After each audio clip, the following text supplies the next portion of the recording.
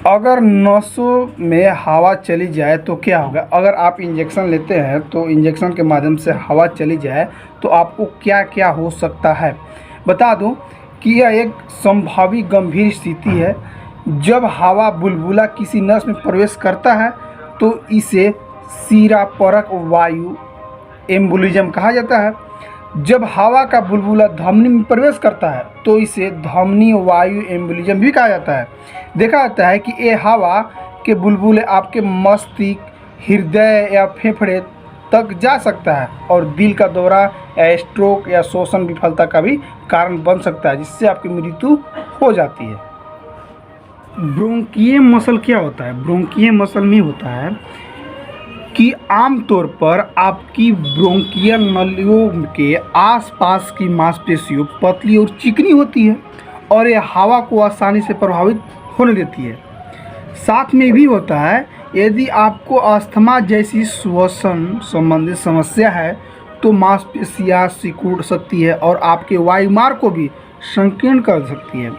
जब ऐसा होता है तो इसे ब्रोंकियल ऐंठन या ब्रोंकोज कहा जाता है।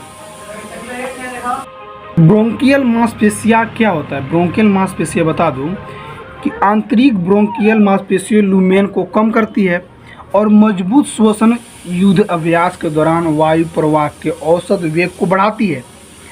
विशेष रूप से छोटे प्रवाह दरों के साथ परिनिधि वायुमार्ग में भी होता है।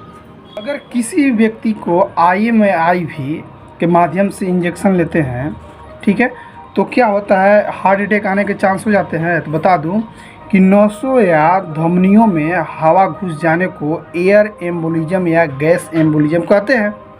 इसमें देखा जाता है कि नसों में जो हवा के बुलबुले घुसते हैं वो इतने घातक नहीं होते हैं जितने धमनियों में घुसने वाले होते हैं। इसमें देखा जाता है कि धमनियों में घुसने वाली हवा से दिल का दौरा भी पड़ सकता है।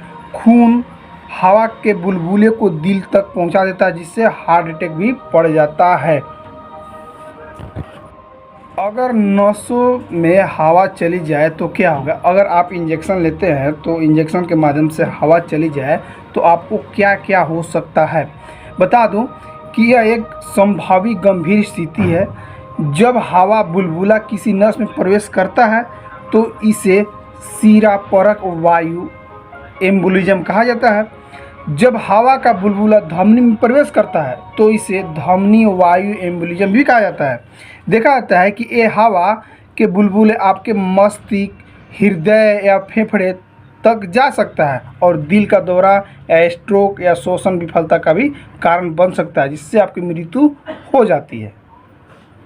ब्रोंकियल मसल क्या होता है? ब्रोंकियल मसल में होता है कि आमतौर पर आपकी ब्रोंकियल नलियों के आसपास की मांसपेशियों पतली और चिकनी होती है और यह हवा को आसानी से प्रभावित होने देती है।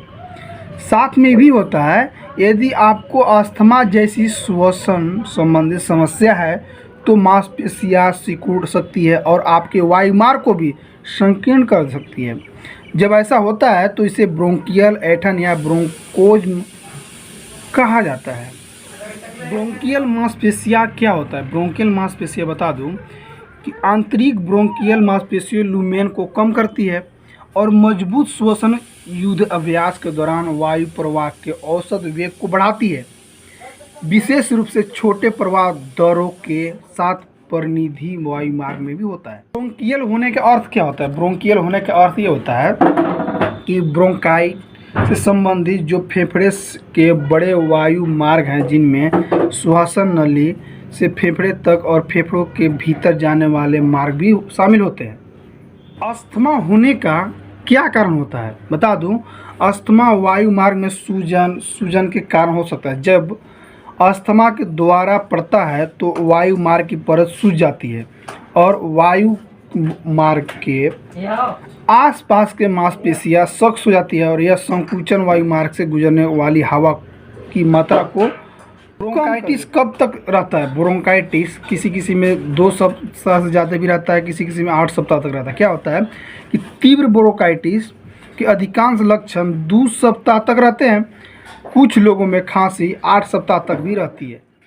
ब्रोंकाइटिस की आवाज़ कैसी होती है? ब्रोंकाइटिस के बाद बता दूं कि आम तौर पर तब होता है जैसे कि धीमी घड़घड़ाहट की आवाज़ें खरोटे की तरह लगती है, और आम तौर पर जब आप सांस छोड़ते हैं वे इस बात का संकेत हो सकते हैं कि आपकी ब्रोंकाइटिस नलिकाएं या नलिकाएं जो आपके श्वसन नली को आपके फेफड़ों से जोड़ती है बलगम के कारण मोटी हो रही है।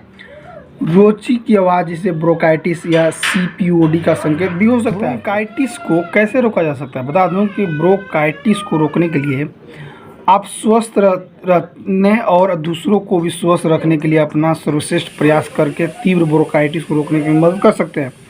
ये भी होता है कि जिसमें अपने हाथ साफ करना, अनुशंसित टीके लगवाएं जैसे कि फ्लू टीका, धूम्रपान न करें और निष्क्रिय धूम्रपान से बचना चाहिए।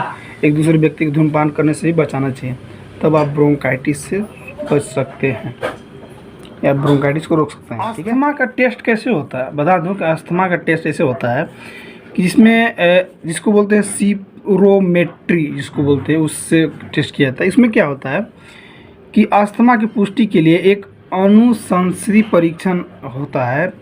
इस परीक्षण के दौरान आप एक माउथ पीस में सांस लेते हैं और जो स्पायरोमीटर नामक डिवाइस का या लैपटॉप से जुड़ा होता है, ये आपके द्वारा अंदर और बाहर सांस लेने की क्षमता की हवा की मात्रा और उसके प्रवाह को दर को नापता है कि कितना आप हवा लेते हैं, कितना परसेंट हवा नहीं लेते हैं शरीर के अनुसार। ठीक है। आपको बॉडी वेट है, आपको कितना परसेंट हवा आप में ऑक्सीजन जा रहा है, कितना ऑक्सीजन नहीं जा रहा है, इसलिए अस्थमा हो रही है, इसके बारे में पता करते हैं। ठीक है।